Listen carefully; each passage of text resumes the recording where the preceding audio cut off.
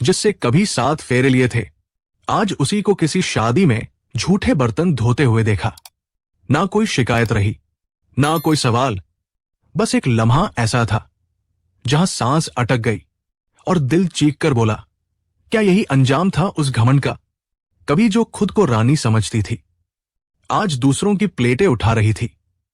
और जिस इंसान को उसने ठुकरा दिया था, वही अब सामने खड़ा था, उसकी टूटी हालत को देखता हुआ, बिना कुछ बोले, बस अंदर से कांपता हुआ।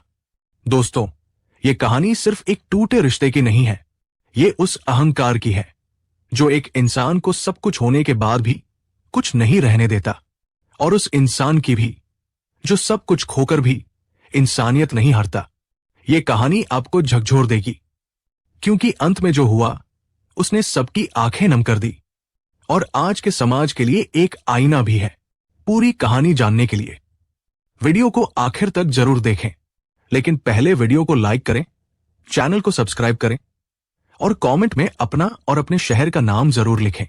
दोस्तों, ये सच्ची कहानी बिहार प्रदेश की राजधानी पटना की है, जहां एक मोहल्ले की शादी में हर तरफ चहल पहल थी। बैंड बज रहा था, लोग नाच रहे थे, और कोई भी नहीं जानता था कि इसी भीड़ के बीच किसी का अतीत चुपचाप दस्तक देने वाला है। अर्जुन, जो इस शादी में अपने दोस्त की छोटी बहन की शादी में शरीक हुआ था, बेहद सादगी से आया था, लेकिन अपने दोस्त की तरह हर जिम्मेदारी खुद पर ले रहा था। फूलों की सजावट से लेकर हलवाई के इंतजाम तक हर काम में हाथ बंटा रहा था। इसी बीच किसी ने उससे कहा, भाई अर्जुन, जरा हलवाई के पास जाकर देख लेना, मिठाइयों का काम ठीक चल रहा है या नहीं। अर्जुन मुस्कुराया और बिना कुछ कहे सीधा हलवाई के टेंट की ओर बढ़ गया। जैसे ही वो टेंट के पास पहुंचा, उसकी नजर एक कोने में रखे बर्तनों की सफाई वाली जगह पर पड़ी। वहां झुकी हुई एक महिला बर्तन रगड़ रही थी। चेहरे पर धूप और पसीने की परत थी, कपड़े मैले थे, लेकिन वो चेहरा कहीं देखा हुआ लगा। अर्जुन की सांसें थम गई, जैसे किसी ने उसके सीने में कोई भारी पत्थर रख दिया हो। उसने फिर से गौर से देखा, मीरा। उसके मुंह से बस एक धीमी टूटी सी आवाज निकली। वो महिला जो अब भी बर्तनों को घिसे जा रही थी, अचानक रुकी, और जैसे ही उसकी नजर अर्जुन पर पड़ी, हाथों से बर्तन गिर पड़े और उसकी आंखें भर आई। अर्जुन, उसने कांपते होठों से कहा, और अगले ही पल वो दौड़कर उसके पास आई और उसके पैरों में गिर गई। मुझे माफ कर दो अर्जुन, मैं टूट गई हूं, बिखर गई हूं, अब कुछ नहीं बचा मेरे पास। बस एक बार मेरी बात सुन लो। शादी की भीड़ में अर्जुन स्तब्ध खड़ा था। उसकी आंखें मीरा को निहार रही थी, वही मीरा जो 5 साल पहले उसे अपने मायके के घमंड में छोड़कर चली गई थी, जिसने कहा था, मेरे पापा के पास इतनी जमीन है कि मुझे तेरे जैसे आदमी की जरूरत नहीं। लेकिन आज वही मीरा झूठे बर्तन धो रही थी, साड़ी की किनारी से आंसू पोंछती रो रही थी। अर्जुन झुका, उसे उठाया और बहुत ही नरम लहजे में पूछा, मीरा, ये क्या हो गया? तुम यहां इस हालत में? तुम्हारे पास तो सब कुछ था ना, तुम्हारे पापा, वो जमीन, वो रुतबा, फिर ये सब? मीरा ने कांपते हुए कहा, तू सुन सके, तेरी आंखें ये सब देख सके, इससे पहले तू मुझे माफ कर दे अर्जुन, क्योंकि मैं जानती हूं कि मैंने जो किया उसका कोई मोल नहीं। अर्जुन की आंखों में उस वक्त गुस्सा नहीं था, अफसोस नहीं था, बस एक चुप्पी थी, जैसे किसी पुराने जख्म को फिर से कुरेदा गया हो। जैसे दिल चाहता हो कुछ कहे, लेकिन जुबान पर कोई शब्द नहीं बचा हो। मीरा अब भी उसके सामने हाथ जोड़कर खड़ी थी, आंखों से आंसू बह रहे थे और आवाज थरथरा रही थी। अर्जुन, जब मैं उस दिन तुझसे लड़कर गई थी ना, तो मुझे लगा था कि मेरा फैसला बिल्कुल सही है। सोचा था कि अपने मायके में चैन से रह लूंगी, मेरी माँ पापा मेरे लिए सब कुछ करेंगे। लेकिन जाने अनजाने मैंने अपनी जिंदगी की सबसे बड़ी गलती की थी। अर्जुन कुछ नहीं बोला, बस उसका चेहरा देखता रहा। मीरा फिर बोली, तू चला गया, मैं अपने पापा के घर लौट गई। सबने मुझे कुछ दिन तो बड़े लाड़ प्यार से रखा, लेकिन उसके सिर्फ 6 महीने बाद ही पापा को एक रात अचानक हार्ट अटैक आया। और वो हमें छोड़कर चले गए अर्जुन, हमेशा के लिए। अर्जुन की आंखें भीगने लगी, लेकिन उसने उन्हें छुपा लिया। पापा के जाने के बाद सब कुछ बदल गया अर्जुन। मां तो जैसे खुद को तोड़ चुकी थी, और भैया भाभी ने धीरे धीरे असली रंग दिखाना शुरू कर दिया। वो भाभी जो कभी मुझे अपनी बहन कहती थी, अब ताने देती थी। मेरी मां को कहती थी कि तेरी बेटी तलाकशुदा है, कोई बोझ है हमारे ऊपर। मां की तबीयत भी बिगड़ने लगी और हम दोनों को मजबूरी में गांव छोड़कर पटना आना पड़ा। मीरा की आंखों से आंसुओं की धार रुकने का नाम नहीं ले रही थी। यहां पटना में किराए के एक छोटे से कमरे में मां के साथ रह रही हूं। मां बीमार है, कमाने वाला कोई नहीं, इसलिए मुझे ये सब करना पड़ रहा है। अर्जुन, शादी में बर्तन धोने का काम, झाड़ू पोंछा तक। उसकी बात सुनकर अर्जुन की मुट्ठी भींच गई। दिल अंदर से कसक उठा, क्योंकि वो जानता था मीरा जैसी लड़की जो कभी अपने नखरों के लिए जानी जाती थी, वो अगर बर्तन धो रही है तो हालात सचमुच बहुत बुरे होंगे। कुछ पल तक चुप्पी छाई रही। मीरा ने धीरे से कहा, मैं जानती हूं कि मैंने बहुत बड़ी गलती की थी, तुम्हारे परिवार के साथ भी और तुम्हारे साथ भी। लेकिन उस दिन जब तुम्हें भाई के लिए अपनी सारी सैलरी देते हुए देखा था, तब भी समझा नहीं था मैं, और आज जब खुद पर बीत रही है तब हर एक बात याद आती है। फिर थोड़ी देर बाद उसने कांपते हुए पूछा, अर्जुन, मेरी बेटी कैसी है? क्या वो अब भी तुम्हारे साथ है? ये सुनते ही अर्जुन का चेहरा सख्त हो गया। वो पल जिसने उसे सबसे ज्यादा तोड़ा था, जब मीरा ने अपनी बेटी को बिना देखे छोड़ दिया था। लेकिन फिर भी अर्जुन ने जेब से मोबाइल निकाला और मीरा को उनकी बेटी त्रिशा की तस्वीर दिखा दी। मीरा उस फोटो को देखते ही टूट गई, जैसे उसकी रूह कांप गई हो। ये मेरी बेटी है, इतनी बड़ी हो गई। और वो वही जमीन पर बैठकर रोने लगी, हाथ जोड़कर बोली, बस एक बार, सिर्फ एक बार मुझे उससे मिला दो अर्जुन। मेरी बेटी से मिलने की मेरी आखिरी ख्वाहिश है। अर्जुन का दिल पिघल चुका था। उसने बस इतना कहा, कल दोपहर यही मिलना, मैं त्रिशा को लेकर आऊंगा। मीरा ने सिर हिलाया और कहा, शुक्रिया, आज पहली बार लगा कि शायद तू अब भी कहीं न कहीं इंसानियत की मिसाल है। अगले दिन दोपहर मीरा उस मंदिर के पास पहले से खड़ी थी जहां अर्जुन ने मिलने को कहा था। उसकी आंखें बार बार रास्ते की ओर उठ जाती, उम्मीद और डर के बीच झूलती हुई। हर गुजरती पल में जैसे सांसें थमती जा रही थी। और फिर अचानक सामने से अर्जुन आता दिखा, उसके साथ एक नन्ही सी प्यारी सी लड़की, गुलाबी फ्रॉक में, बालों में रिबन, मासूम आंखों में दुनिया के सबसे भोले सवाल। मीरा ने जैसे ही उसे देखा, उसकी आंखें फटी की फटी रह गई, शरीर कांपने लगा, और अगले ही पल वो दौड़कर उसकी तरफ गई और उसे बाहों में भर लिया। त्रिशा, मेरी बच्ची, मेरी जान। मीरा उसे अपने सीने से चिपकाकर बेतहाशा रोने लगी। बच्ची चौंकी, डर गई और अर्जुन की तरफ देखने लगी। पापा, ये कौन है?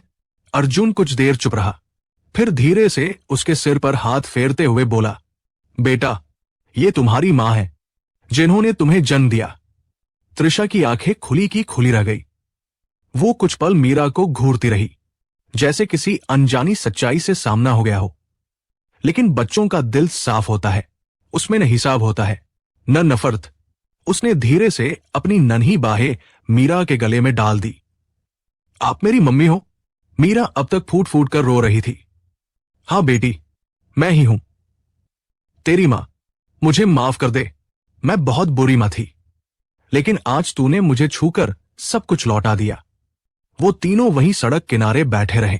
अर्जुन भी भावुक था, लेकिन अब भी उसकी आंखों में बहुत कुछ अनकहा था। मीरा ने धीरे से कहा, अर्जुन, बस एक बार और एक काम कर दे। क्या? मुझे मेरी मां के पास ले चल। तूने इतने सालों में उनसे भी तो नाता तोड़ लिया होगा। अर्जुन ने उसकी आंखों में देखा, कुछ देर सोचा, फिर कहा, चलो, लेकिन वहां कुछ उम्मीद मत लेकर जाना, बस मिलने चलो।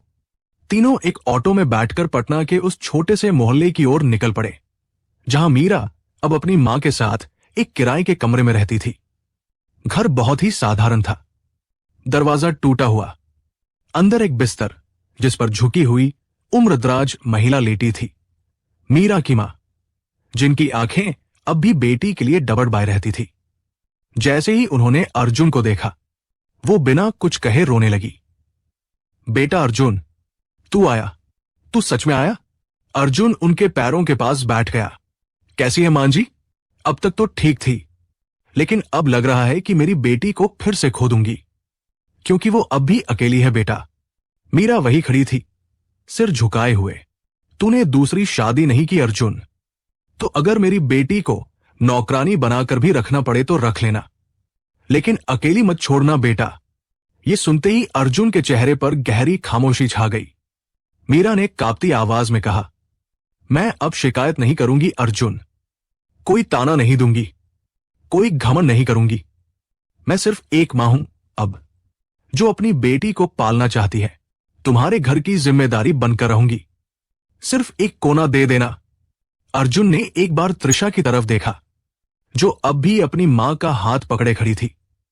फिर उसने गहरी सांस ली और बोला, मीरा, मैं अभी कुछ नहीं कह सकता। मुझे पहले अपने घर वालों से बात करनी होगी, क्योंकि अब वहां पहले जैसा माहौल नहीं है। मीरा और उसकी मां ने एक साथ सिर हिलाया। हां बेटा, जैसे तू ठीक समझे। अर्जुन ने मीरा और उसकी मां से विदा ली, त्रिशा को साथ लेकर घर लौट आया। लेकिन उस रात उसके भीतर एक तूफान चल रहा था। 5 सालों की दूरी, तलाक के बाद के दर्द, उस घर से जाते हुए मीरा की कहानियां, और अब अचानक फिर से उसका लौट आना। अर्जुन इन सब के बीच उलझा बैठा था। सुबह होते ही अर्जुन ने फैसला किया कि अब इस बारे में सब कुछ साफ साफ अपने घर वालों से बात करनी चाहिए। चाय की टेबल पर मां, बाबूजी, भैया, भाभी सभी बैठे थे। त्रिशा अपने खिलौनों से खेल रही थी और अर्जुन गहरी सांस लेकर बोला, मुझे आप सबसे एक जरूरी बात करनी है। मीरा की याद है ना आप सबको? सबके चेहरे पल में गंभीर हो गए, जैसे कोई पुराना जख्म फिर से ताजा हो गया हो। मां ने हल्के से कहा, हां बेटा, भूल भी कैसे सकते हैं। अर्जुन बोला, कल मेरी उससे मुलाकात हुई, एक शादी में। वो बर्तन धो रही थी, हालत बहुत खराब थी। मां बीमार है, किराए के कमरे में रहती है, बेटी से मिलने की भीख मांग रही थी। घर एकदम शांत हो गया। फिर अर्जुन ने थोड़ा रुककर कहा, मैं उसे उसकी बेटी से मिला लाया, मां से भी मिलाया। उन्होंने कहा कि अगर मैं चाहूं तो मीरा को अपने साथ दोबारा रख लूं। वो अब नौकरानी की तरह रहेगी, बस बेटी की परवरिश कर सके इतनी जगह दे दूं। मां की आंखें भर आई। बाबूजी ने चुपचाप सिर झुकाए रखा। भैया ने धीरे से पूछा, और तू क्या सोचता है अर्जुन? मैं कुछ नहीं सोच पा रहा भैया। अर्जुन की आवाज भारी हो गई। गलती उसकी थी, लेकिन सच कहूं तो उस वक्त मैं भी बहुत नाराज था। मैं क्यों उसके पीछे जाता? उसने खुद कहा था कि अब इस घर में नहीं रहना। वो गई, मैंने भी दिल से निकाल दिया। लेकिन आज जब उसे उस हालत में देखा तो सब कुछ अंदर से हिल गया। अब समझ नहीं आता, क्या उसे माफ करूं या उसे यूं ही छोड़ दूं। मां उठी और अर्जुन के पास जाकर उसके कंधे पर हाथ रखकर बोली, बेटा, अगर तू उसे माफ कर सका है तो उसे और उसकी मां दोनों को घर ले आ। बूढ़ी मां को कौन रखेगा अब? जब तू उसकी बेटी का पति था, तो अब तू ही उसका बेटा भी है। भाभी ने भी कहा, हां अर्जुन, तूने किसी और से शादी नहीं की।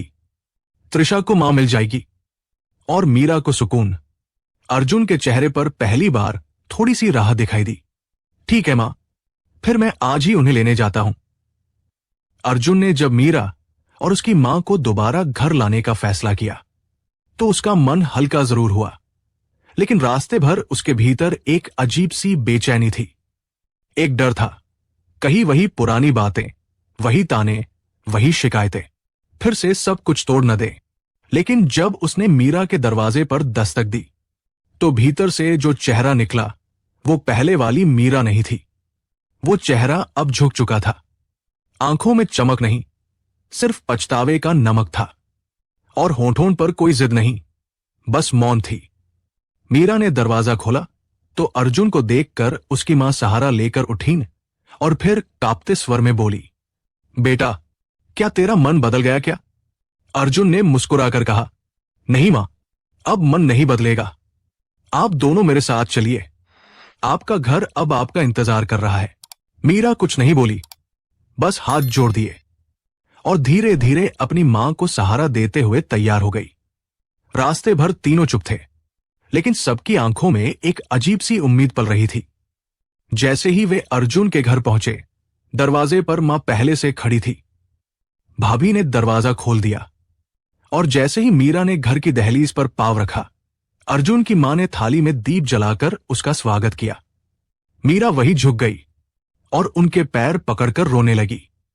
मां, आप लोग मुझे माफ कर दीजिए, मैंने आप सभी को बहुत दुख दिए हैं। मां ने उसका सिर सहलाया। अब रोने की नहीं, बस सबक लेने की जरूरत है बहू। इस बार घर आए हो तो बेटी की मां बनकर और सबकी बेटी बनकर रहना, बहू नहीं रानी बनकर रहना। मीरा फूट फूट कर रोने लगी। त्रिशा दौड़कर आई और मां के गले लग गई। मम्मा, मम्मा, आप अब यही रहोगी ना? मीरा ने उसे चूमते हुए कहा। हां बेटी, अब कहीं नहीं जाऊंगी, अब मेरी दुनिया बस यही है। अर्जुन एक कोने में खड़ा उन सबको देख रहा था। चेहरे पर एक लंबी यात्रा की थकान थी, लेकिन उस थकान में अब राहत थी। कुछ दिनों बाद मीरा की मां का भी इलाज शुरू हुआ। घर के सभी लोग मिलकर उनका ध्यान रखते थे और धीरे धीरे उनकी तबीयत भी सुधरने लगी। मीरा अब वही थी, लेकिन बदली हुई थी। वो सुबह सबसे पहले उठती, मां के लिए दवा रखती, भाभी के कामों में हाथ बंटाती, त्रिशा को तैयार करके स्कूल भेजती और अर्जुन के टिफिन में हाथ से लिखा एक छोटा सा नोट रखती। शुक्रिया अर्जुन, मुझे दोबारा जिंदगी देने के लिए। अब इस घर में शिकायतें नहीं थी, केवल समझ थी। पहले जहां बहू बनकर मीरा हार गई थी, वही अब बेटी बनकर सबका दिल जीत रही थी। शादी के 5 साल बाद जो टूटा घर था, वो अब एक सहेजा हुआ रिश्ता बन गया था। दोस्तों, कभी कभी हम अपनी जिद में अपनों को खो बैठते हैं, लेकिन वक्त जब पलटता है तो वही रिश्ते हमें जिंदा रख जाते हैं। आप बताइए, क्या अगर आप अर्जुन की जगह होते तो मीरा को माफ कर पाते? अपना जवाब नीचे कमेंट में जरूर लिखिए। और अगर कहानी ने आपके दिल को छू लिया हो तो वीडियो को लाइक कीजिए, शेयर कीजिए